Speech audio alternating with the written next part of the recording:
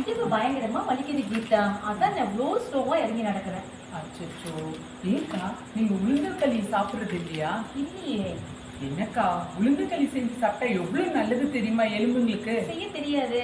செய்ய தெரியாதா? ஆமா. அட அக்கா, கருப்பு உளுந்த வறுத்து அரைச்சு வச்சுக்கணும் மிஷின்ல கொடுத்து. சரி. அப்புறம் கருப்பட்டி பவுடர் எடுத்து வச்சுக்கோங்க, ஏலக்காய் பொடி கொஞ்சம் எடுத்து வச்சுக்கோங்க. தேவையான அளவுக்கு இது எல்லாத்தையும் எடுத்துக்கோங்க.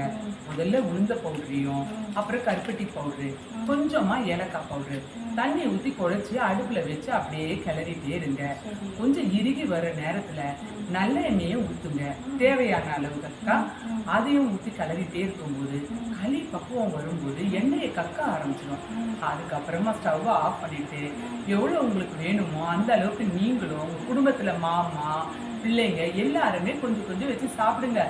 வாரத்துல ஒரு நாள் இப்படி சாப்பிட்டீங்கன்னா எலும்பெல்லாம் நல்ல புஷ்டியா இருக்கும். ஆமாக்கா, அதே நேரத்துல வேதத்துல ஒரு வசனமும் எனக்கு ஞாபகத்துக்கு வருது.